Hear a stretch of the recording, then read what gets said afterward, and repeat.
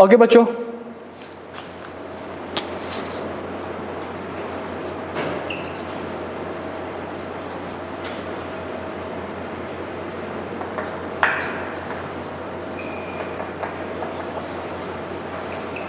Laser की जो accounting है वो लेसी की अकाउंटिंग से डिफरेंट है। लेसी की अकाउंटिंग में जो टर्म्स आपने पढ़ी थी, जो टर्म्स आपने देखी थी, लेसर की अकाउंटिंग में उन टर्म्स को थोड़ा सा मुख्तलिफ नाम दे दिया जाएगा।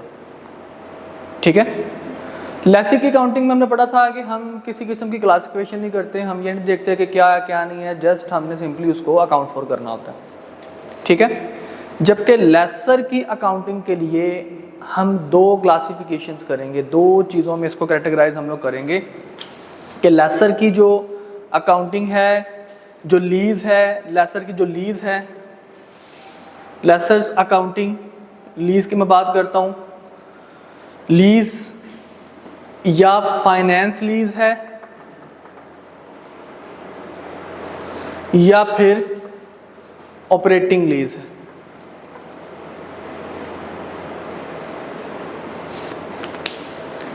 ठीक है जी, या फाइनेंस लीज है या फिर ऑपरेटिंग लीज है। तो लेसर की लीज को दो हिस्सों में हमने डिवाइड करना है। Where is your notebook?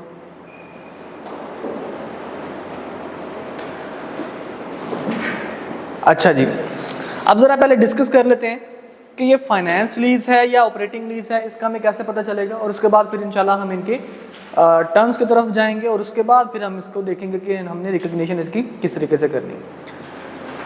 तो कहते हैं जनाब फाइनेंस लीज कब होगा? देखिए, फाइनेंस लीज का मतलब ये है कि इसने दो तीन चीज़ें हैं। नंबर वन कि लॉन्ग टर्म होगी। लॉन्ग टर्म का मतलब होता है कि ये ज़्यादा टाइम के लिए होगी।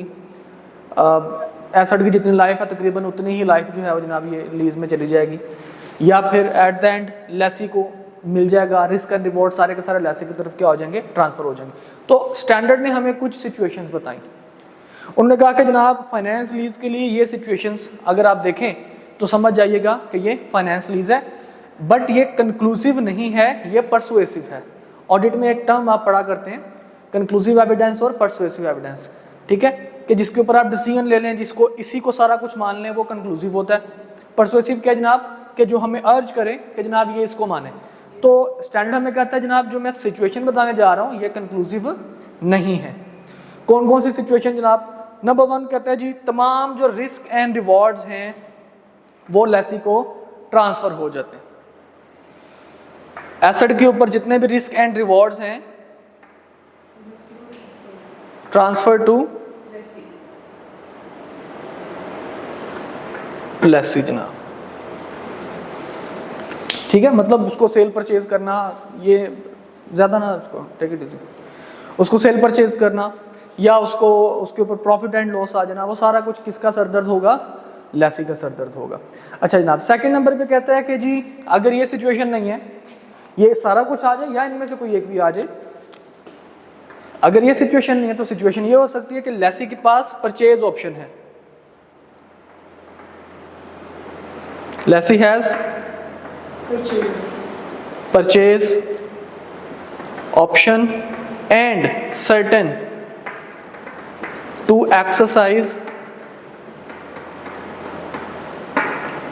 The option. ठीक है, अगर उसके पास परचेज ऑप्शन है और वो उसको लगता है कि नहीं मैं ऑप्शन एक्सरसाइज नहीं करूंगा, तो फिर वो फाइनेंस लीज में कैटेगराइज नहीं करेंगे। ठीक है, ऑप्शन भी होनी चाहिए और उसको ये भी लगे कि जी मैं इस ऑप्शन को क्या कर लूंगा, एक्सरसाइज कर लूंगा।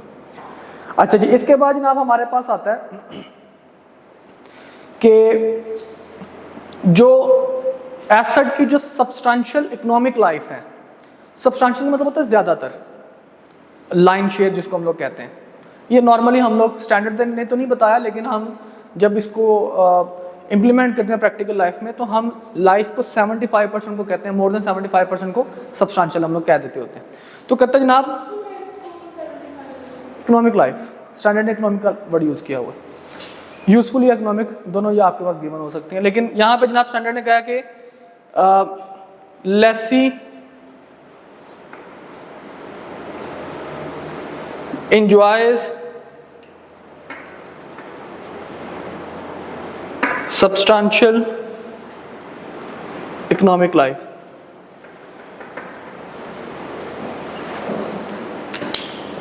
ठीक है जी, जो इकोनॉमिक लाइफ है वो उसका लाइन शेयर यानी कि मोर देन 75% सब्सटेंशियल लाइफ जो है वो लेस इंजॉय करता है। इंजॉय करने का क्या मतलब है, उसके इस्तेमाल में एसेट रहता है।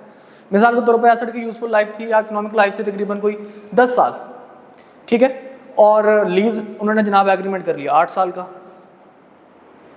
ठीक है। तो इसका मतलब क्या हुआ कि ज्यादातर एसेट किसके पास रहा, लेसी के पास रहा। अच्छा जी, उसके बाद फिर कहते हैं जनाब कि जो आपने लीज की पेमेंट्स देनी है ना, लेसी ने जो लीज पेमेंट देनी है वो तकरीबन फेयर वैल्यू के बराबर हो, एसेट की फेयर वैल्यू के बराबर हो, ठीक है। मतलब लीज पेमेंट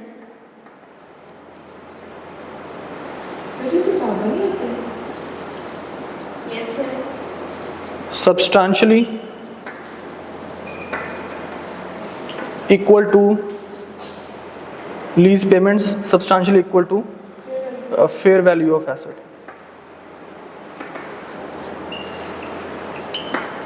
देखिए बेटा, लीज पेमेंट्स आपने करनी होती हैं फ्यूचर में, ठीक है, और फेयर वैल्यू हम देखते हैं जब भी हमने मार्केट में जाके एसेट को परचेज करना हो। तो जब हम फ्यूचर की बात करेंगे तो उसमें इंटरेस्ट का एलिमेंट भी आएगा, इस वजह से ये थोड़ी सी ज्यादा होती है दिखने में। लेकिन जहां पे मुझे इसकी फेयर वैल्यू निकालनी है वहां पे मैं लीज पेमेंट की वैल्यू निकालूंगा तो मेरे पास ये तकरीबन बराबर आएंगे। फॉर एग्जांपल आपने अगर आज की डेट में देखना है कि जनाब आज की डेट में जो है वो फेयर वैल्यू किसी एसेट के 2 लाख रुपए लेट्स सपोज, तब 1/1/24 में, तो लीज पेमेंट्स को भी मैं कहां पे निकालूंगा, 1/1/24 में निकालूंगा। जहां पे फेयर वैल्यू देखनी है वहां पे लीज पेमेंट देखूंगा तो ये सब्सटेंशियल इक्वल होने चाहिए। और यहाँ पे स्टैंडर्ड हमें अगेन सब्सटेंशियल का वर्ड यूज करके चुप कर जाता है, वो नहीं बताता कि कितना इक्वल होना चाहिए, लेकिन प्रैक्टिकल लाइफ में हम यहाँ पे 90% का तस्करा कर देते हैं कि 90% या अबव जो है वो लीज पेमेंट होंगी तो हम मान लेंगे कि ये फेयर वैल्यू के बराबर ही है। ओके, 75% बड़ा फर्क पड़ जाएगा, यहाँ पे 90% या उससे अबव। भी आपने बताया 75% तक मतलब हमने एस्टिमेट किया सर, अगर उससे कम हो तो फिर ये फाइनेंस लीज का पार्ट नहीं, तो फिर वो मतलब ये नहीं ना आएगा, फिर वो सब्सटेंशियल पोर्शन जो है वो इकोनॉमिक लाइफ का यूज ना कर रहा होगा, तो फिर अगर बाकी भी उनमें से कोई भी नहीं आ रहा तो फिर वो फाइनेंस लीज होगी नहीं, ठीक है। अगर लीज हुई तो फिर वो क्या होगी, ऑपरेटिंग हो जाएगी। ओके, समझ आ गई बात की। अच्छा, और उसके बाद फिर कहते हैं जी आपके पास एसेट जो है वो स्पेशलाइज्ड नेचर का है। Specialized asset only useful for lessee। मतलब एसेट की नेचर इस तरह की है जो कि बड़ा स्पेशलाइज्ड है और उसको सिर्फ लेसी इस्तेमाल कर सकता है, यानी कि लीज एग्रीमेंट खत्म होने के बाद भी जो है वो लेसी के अलावा कोई और बंदा उसको इस्तेमाल नहीं कर सकता, ठीक है। तो फिर अल्टीमेटली होगा क्या, वो यही कहेंगे कि भाई ये आप ही ले लें। ओके, तो जनाब ये वो उसने सिचुएशंस बताई हैं, जाहिर बात है जी जी। तो जनाब यहाँ पे हम कहते हैं जी फाइनेंस लीज में ये तकरीबन 5 के करीब जो है वो सिचुएशंस बताई गई हैं कि अगर इनमें से कोई एक चीज़ भी सिचुएशन जो है वो आपको नज़र आए तो समझ लेना कि ये क्या है, फाइनेंस लीज है। Again this is not conclusive evidence या कंक्लूसिव आपके पास जो है सर्कमस्टांसिस हैं, ओके, ये परसुएसिव हैं। मतलब इनके अलावा भी बहुत सारी चीज़ें हो सकती हैं जहाँ पे आपको फॉर एग्जांपल वो क्वेश्चन में डायरेक्टली आपको बता दे इनमें से कोई चीज़ ना मिल रही हो और डायरेक्टली आपको क्या बता दे कि वो फाइनेंस लीज है, ठीक है। तो हम फिर फाइनेंस लीज को देख लिया करेंगे। ओके, अच्छा जी, अब इनके अलावा जो भी लीज होगी वो क्या होगी, ऑपरेटिंग लीज, यानी कि which is not finance lease.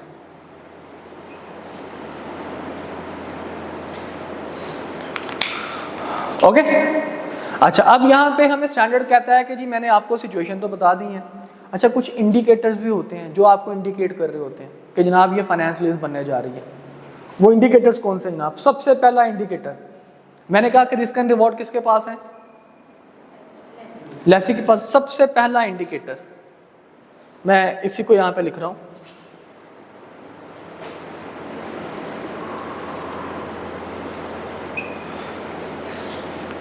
कहता जी अगर लीज कैंसिल कर देते हैं और उससे लेसर को कोई नुकसान होता है तो वो नुकसान लेसी बियर करेगा, लेसर बियर नहीं करेगा। तो समझ लेना कि हम किसकी बात करने जा रहे हैं, फाइनेंस लीज की बात करने जा रहे हैं। ये सिचुएशंस है। अब हम बात कर रहे हैं इंडिकेटर्स की। इंडिकेटर्स का मतलब होता है जनाब जो चीज़ हमें इंडिकेट कर रही होंगी कि भाई ये काम होने जा रहा है, ज़रा ध्यान कर लेना, ठीक है। तो हम कहते हैं कि जनाब अगर cancellation expense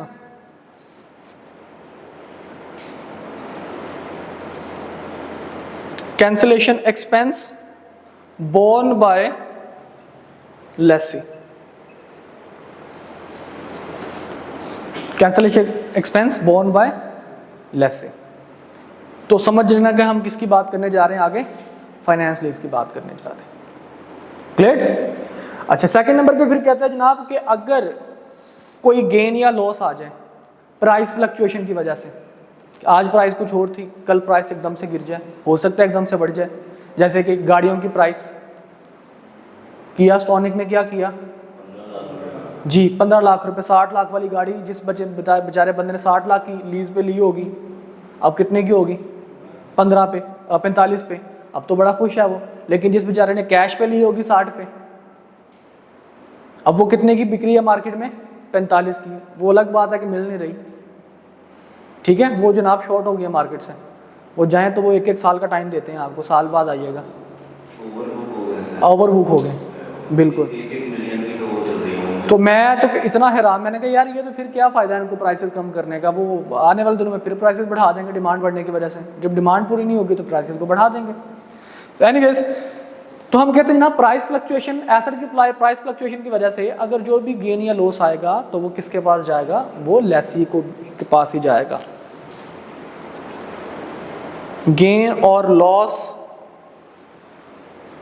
due to price fluctuation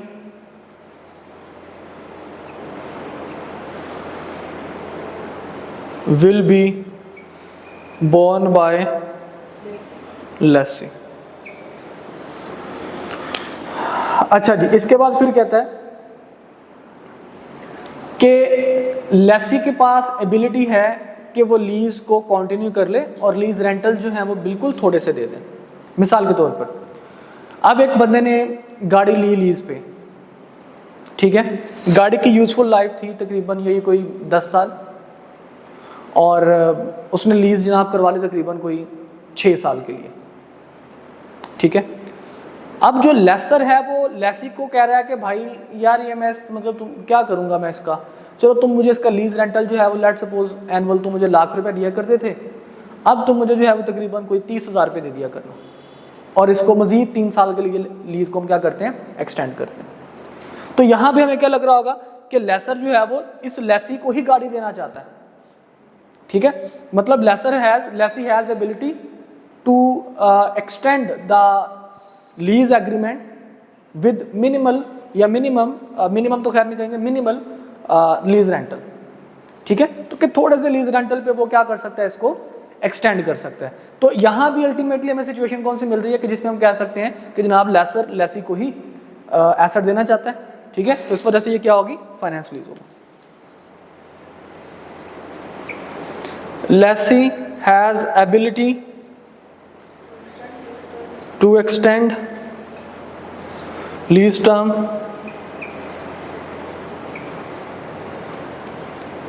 with minimal rentals, ठीक है जी। यहां तक किसी किस्म का मसला मसाइल ऑल ओके। अच्छा, अब ये जनाब हमने कहा कि लेसर के पॉइंट ऑफ व्यू से 2 लीजेस बनेंगी, फाइनेंस लीज और ऑपरेटिंग लीज। अच्छा, अब हम आगे चलते हैं थोड़ा सा कि लेसर के पॉइंट ऑफ व्यू से हमने कुछ चीज़ें डिस्कस करनी है जिनको हम लोग लेसी में वो चीज़ें शायद हमने ना पढ़ी हों, ठीक है, चीज़ें होंगी वही लेकिन थोड़ा सा हम उनका नाम बदल देंगे। मिटा दो इसे।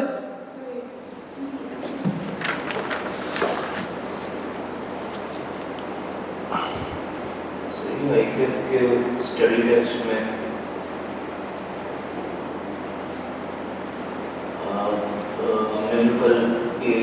मैच्योरिटी एनालिसिस देखा था उसका रेसी का, तो उन्होंने उसमें भी पेमेंट्स के साथ ही बनाया था। किसके साथ? पेमेंट्स के साथ ही बनाया था, इंस्टॉलमेंट में पे करते हैं एरियाज के अंदर भी।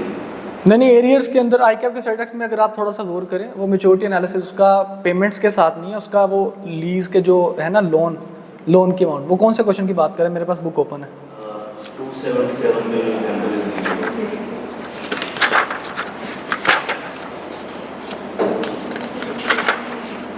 277 ये ऑन 1 जनवरी 2017, ये वाला Parvez limited. Lease a plant from a bank, PL is required to pay annual installment of 1 million at the end of each year for 9 years. First payment was made on 31st December. Prepare। अच्छा जनाब, तो 1 million at the end of each year। तो prepare possible version of maturity analysis disclosure for PL assuming any reasonable judgment as to appropriate number of time bands। अच्छा जी, तो दो option उसने आपको दिए हैं। दोनों में उससे बनाया। इसमें उसने परसेंटेज वगैरह कोई दिया? कोई परसेंटेज, कोई इंटरेस्ट नहीं है। तो इसका मतलब क्या हुआ कि जब कोई इंटरेस्ट ही नहीं है तो फिर हम यही पेमेंट हमने पे करनी है। ओके, इंटरेस्ट होता तो फिर मैं इसको अनवाइंड करके तो उसको मैं लेके जाता वहां। ओके, अगर आप बाकी क्वेश्चंस देखें, अच्छा इसमें जो एग्जांपल्स है ना, मुझे एक चीज़ की तो बड़ी खुशी है, और वो खुशी मुझे ये है कि आईकैप ने ना अपनी बुक का लेवल थोड़ा सा अच्छा कर दिया। तकरीबन ये पिछले 1-2 साल पहले इन लोगों ने अपनी बुक्स के अंदर जो एग्जांपल्स, प्रैक्टिस क्वेश्चंस जो देने शुरू किए हैं, वो आईकैप के पास पेपर्स हैं और बड़े रेलेवेंट से क्वेश्चंस हैं। तो वो आईकैप के पास पेपर्स उन्होंने एहसास किया होगा कि मुख्तलिफ जो मार्केट के अंदर बुक्स हैं वो भी यही कर रहे हैं कि टॉपिक पढ़ाया और टॉपिक के रेलेवेंट पास पेपर दे दिया। तो इन्होंने बड़ा अच्छा ये काम किया।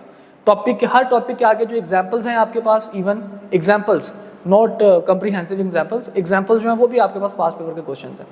ठीक है, तो अगर आप वो भी कर लेते तो दैट्स मोर देन इनफ। अच्छा जी, एनीवेज हम वापस आते हैं जनाब। जब हम लोग बात कर रहे थे कि कुछ टर्म्स हमने आपको बतानी है।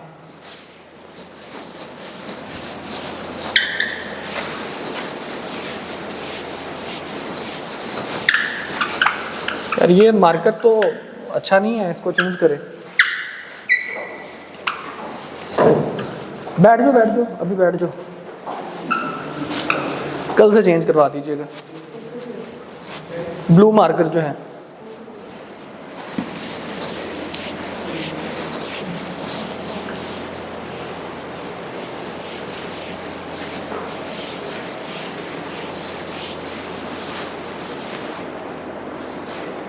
देखिए बेटा,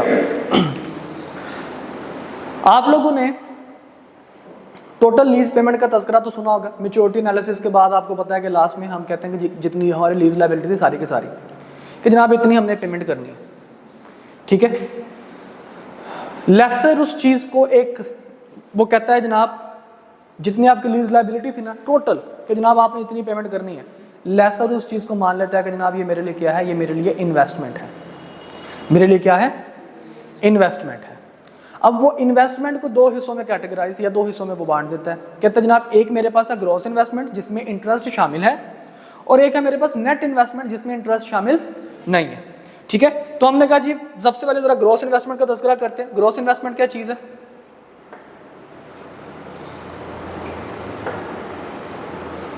कहते हैं जी ग्रॉस इन्वेस्टमेंट में दो चीजें आएंगी। हमने कहा जी बताइए कौन कौन सी दो चीजें आएंगी? कहता जी एक तो जो आपकी लीज पेमेंट है, लीज पेमेंट्स का मतलब है जो भी आप लीज के एंड पे कर रहे हैं। ठीक है, जिसको आप लोगों ने लीज लायबिलिटी का नाम दिया था, वो इसको क्या नाम दे रहा है? लीज पेमेंट्स का। कहता है जनाब जितनी भी आपकी लीज पेमेंट्स हैं वो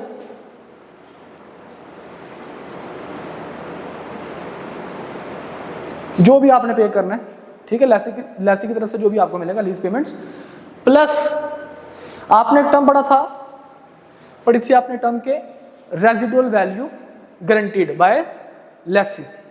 ठीक है, और हमने कहा था कि लेसर 3 पॉइंट ऑफ व्यू देखता है। Residual value guaranteed by lessee वो लीज लायबिलिटी का हिस्सा बनेगा। ठीक है, उसके बाद पार्टी रिलेटेड टू लेसी वो बनेगा, और पार्टी अनरिलेटेड टू लेसर वो बनेगा। ठीक है, अब बाजू का ये भी होता है, लेट्स सपोज हम कहते हैं जनाब आपकी रेजिडुअल वैल्यू निकली 3 लाख रुपए, और इसमें से जो गारंटीड है GRV गारंटीड रेजिडुअल वैल्यू वो है तकरीबन 2 लाख रुपए। इसका मतलब क्या हुआ? 2 लाख उसके इन्वेस्टमेंट 2 लाख तो लेसी ने गारंटी की है, और कितनी गारंटी लेसी ने नहीं की? 1 लाख रुपए की गारंटी लेसी ने नहीं की। इसको मैं क्या कहूंगा? Unguaranteed residual value.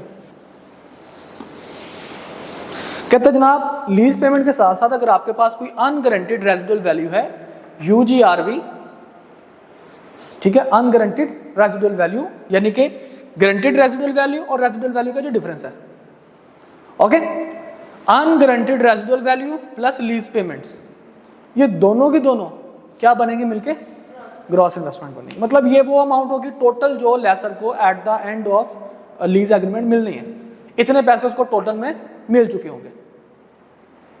Okay sir unguaranteed का तो हमें मतलब हो सकती थी बनाओगे नहीं, अनगारंटीड का मतलब ये है कि जनाब ये वो पैसे होंगे जो लेसर को, देखिए हमने एस्टिमेशन लगाना ना कि हमारी एस्टिमेटेड है कि जनाब हमारी जो गारंटीड रेजिडुअल वैल्यू वो 3 लाख रुपए है। हमने कहा जी लेसी से हमें पैसे तो मिलने ही मिलने हैं, गारंटीड रेजिडुअल वैल्यू तो हमें मिलनी ही मिलनी है, इसके अलावा हमें क्या मिलेगा? सर ये अनगारंटीड एस्टिमेट। बेटा लीज सारा कुछ एस्टिमेशन पे है, लीज जो है ना वो सारा का सारा एस्टिमेशन पे, इसकी यूजफुल लाइफ एसेट की वो एस्टिमेशन पे है। लीज एग्रीमेंट में हमने लीज टर्म जो पढ़ी थी उसमें हमने कहा था जनाब 3 हमने चीजें पढ़ी थी, नॉन कैंसिलेबल, एक्सटेंशन, ठीक है, कैंसिलेशन, एस्टिमेशन ही है ना। हो सकता है कि आज मैं सोच रहा हूँ कि मैं एक्सटेंड करूंगा, कल को मैं सोचूं नहीं मैंने एक्सटेंड नहीं करना, एस्टिमेशन ही, तो सारा कुछ एस्टिमेशन पे चल रहा है, तो आपने इस चीज पे नहीं घबराना। ओके क्या कंफ्यूजन क्या?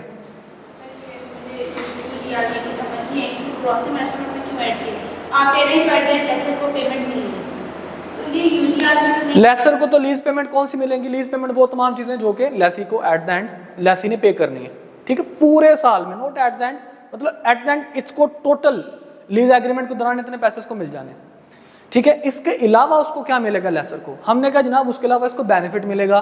कौन सा बेनिफिट मिल सकता है? हमने कहा जनाब अनगारंटीड रेजिडुअल वैल्यू इसको मिल सकती है। अगर रेजिडुअल वैल्यू ज्यादा हुई, गारंटी कम हुई, तो डिफरेंस किधर जाएगा? अनगारंटीड में। किसको? बेटा वो 2 लाख रुपए तो उसने शामिल कर लिया होगा ना, तो फिर बचा 3 लाख ही, 3 लाख ही एक्स्ट्रा मुझे ऐड करना पड़ेगा ना। ओके तो अनगारंटीड रेजिडुअल वैल्यू और लीज पेमेंट दोनों मिलकर मेरे पास क्या बनेगा?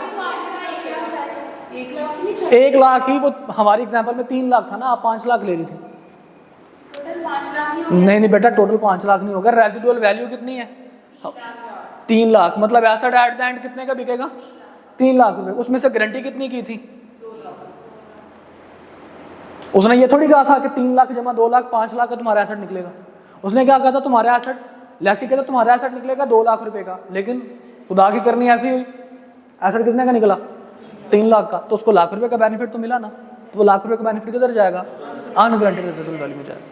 हमने दोनों के केस में लेसी के पॉइंट ऑफ व्यू से एक सोचेंगे और जी, इसलिए तो मैंने कहा कि लेसर की काउंटिंग टोटली डिफरेंट है, ठीक है। आप जब उसको कंसीडर कर रहे होंगे तो उसमें लेसी नेम भी इवन के डिफरेंट है थोड़े से। तो जब आप लेसर के पॉइंट ऑफ व्यू से बात करेंगे तो जस्ट आपने बीइंग लेसर सोचना है, जब आप लेसी के पॉइंट ऑफ व्यू से बात करेंगे तो आपने बीइंग लेसी सोचना है, ठीक है। समझ आ गई बात की? क्वेश्चन बेटा एक ही होंगे, सेम ही क्वेश्चन होंगे, लेकिन उसकी रिक्वायरमेंट में फर्क होगा। ओके जी, अच्छा जनाब, तो अभी फिलहाल हम टर्म्स की बात कर रहे हैं। लेसर की अकाउंटिंग हमने कैसे करनी है वो हम थोड़ी देर में सीखेंगे। कहते हैं जी ग्रॉस इन्वेस्टमेंट हकीकत में किसके बराबर है? Lease payments plus unguaranteed residual value. मैंने कहा था इसमें ग्रॉस पेमेंट का नाम इसको मैंने क्यों दिया, ग्रॉस इन्वेस्टमेंट का नाम क्यों दिया? क्योंकि इसमें इंटरेस्ट भी शामिल है। जब इसका इंटरेस्ट अनवाइंड कर देंगे बेटा, जब इसका इंटरेस्ट निकाल देंगे तो हमारे पास इसी का नाम क्या बन जाएगा? Net investment.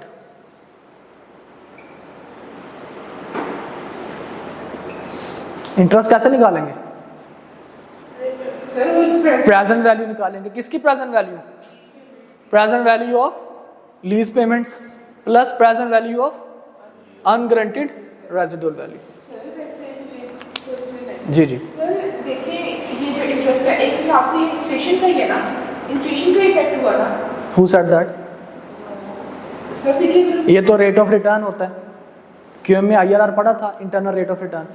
एक मार्केट रेट रिटर्न होता है, एक इम्प्लिसिट रेट होता है, ठीक है। मार्केट रेट कौन सा होता है कि जनाब जो मार्केट में इंटरेस्ट का रेट चल रहा होता है, या मार्केट में जनाब इतने की चीज़ जो है वो इतने से ग्रो कर रही होती है, वैल्यू डिक्रीज हो रही होती है।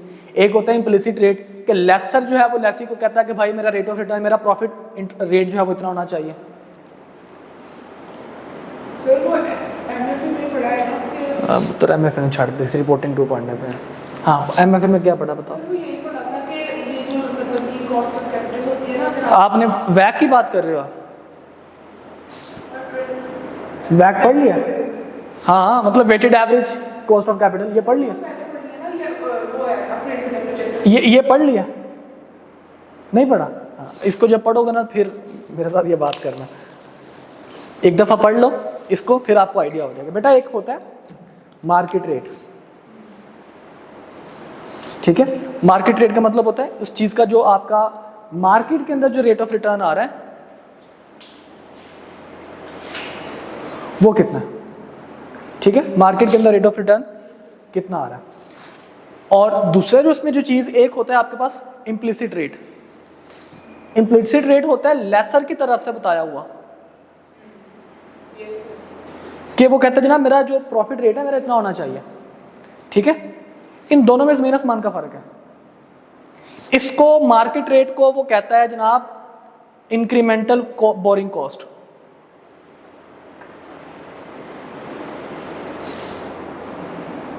ओके, ये वो रेट है जो मार्केट में जाके लेसी को मिल जाता है। सर वैसे एक क्वेश्चन बस। जी जी प्लीज। सर जो ये इसमें इंटरेस्ट रेट होगा जो आगे एक्सपेक्टेड इन्फ्लेशन का रेट है उससे ज़्यादा होगा। हम एक इसी के अंदर हम एक केस डिस्कस करेंगे लेसर के अंदर ही, डीलर मैन्युफैक्चरर का। उसमें वो आर्टिफिशियली लो रखता है, जितना मार्केट में इंटरेस्ट रेट इन्फ्लेशन रेट होता है ना वो उससे नॉर्मली लो रखता है ताकि कस्टमर अट्रैक्ट हो मेरी तरफ, ठीक है? तो डीलर लेसर का जब हम बात करेंगे तो फिर मैं आपको उस टाइम इसके बारे में बताऊंगा कि उस टाइम फिर आपने क्या करना है। ओके, अभी फिलहाल हम जस्ट टर्म सीख रहे हैं, अभी हम उस तरफ नहीं जा रहे। ओके, अच्छा जी देखिएगा प्लीज। ये समझ आया बेटा? यहाँ तक किसी किस्म का मसले मसाइल? अच्छा, अब जो इन दोनों में डिफरेंस होगा, अब इनमें क्या फर्क होगा? इंटरेस्ट का ही फर्क होगा ना भाई, इंटरेस्ट का ही फर्क होगा, इंटरेस्ट का ही फर्क होगा ना। लेसर के लिए वो क्या होगा? इंटरेस्ट इनकम होगी कि इंटरेस्ट एक्सपेंस होगा? लेसर को पैसे मिलने हैं तो लेसर के लिए क्या होगा? इंटरेस्ट इनकम, ठीक है? तो क्या उसको मिल जाएंगे या मिल गए होंगे शुरू में ही? हम कहते नहीं भाई साहब ये रिसीवेबल है या अनअर्न्ड, अनअर्न्ड फाइनेंस इनकम है जनाब। ये अनअर्न्ड इनकम मतलब ये वो पैसे जो मैंने कमाए नहीं है मुझे क्या हो जाएंगे? मुझे मिल जाएंगे, ठीक है? जो मैंने पैसे कमाए नहीं है, ये नेट इन्वेस्टमेंट वो जो मैंने कमाने हैं, ठीक है? इसके अलावा मुझे बेनिफिट क्या मिल जाएगा जो मैंने कमाया नहीं होगा, तो हम कहते हैं जनाब वो इंटरेस्ट है, अनअर्न्ड इनकम, ठीक है? इन दोनों का जो डिफरेंस होगा मतलब gross investment minus net investment, तो वो किधर जाएगा? अनअर्न्ड फाइनेंस इनकम में हम उसको कंसिडर कर लेंगे। ओके,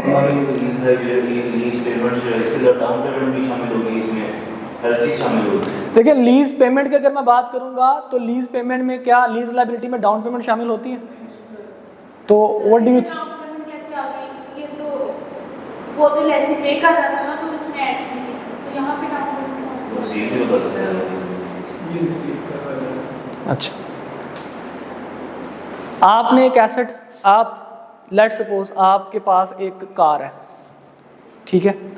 आपने वो मुझे पे करनी देनी है लीज पे। ओके, लीज एग्रीमेंट आपने कर लिया कि सर 5 साल के लिए लीज पे मैं आपको गाड़ी जो है वो दे रही हूँ, 5 साल के बाद गाड़ी आप परचेज कर लीजिएगा। लेकिन लीज रेंटल जो आपने मुझे पे करना है हर साल वो आपने लाख रुपए पे करना है और 5 लाख रुपए आपने मुझे एडवांस पेमेंट देनी है। पॉसिबिलिटी है ना इसकी? 5 लाख रुपए एडवांस दे दें, बाकी 1 लाख रुपया कर लें उनकी इंस्टॉलमेंट्स कर लें लीज रेंटल्स, और at the end of year यानी कि at the end of lease agreement आप थोड़े से मुझे पैसे दें और अपनी गाड़ी जो है अपने नाम पे करवाएं। मैंने कहा ओके, मैंने आपको डाउन पेमेंट दे दी, ठीक है? मैंने आपको जनाब लीज जो इंस्टॉलमेंट है वो भी मैंने एग्री कर लिया सारा। मैं उसको रिकॉर्ड क्या करूँगा? डाउन पेमेंट को अपना एक्सपेंस मानूंगा, उसको मैं किधर लेके जाऊँगा? राइट ऑफ यूज एसेट में उसका हिस्सा बनाता हूँ कि नहीं बनाता भाई? राइट ऑफ यूज एसेट का हिस्सा बनाता हूँ, ठीक है? लीज लायबिलिटी का हिस्सा नहीं बनाता, क्योंकि लीज लायबिलिटी का हिस्सा क्यों नहीं बनती? क्योंकि लायबिलिटी वो चीज़ होती है जो मैंने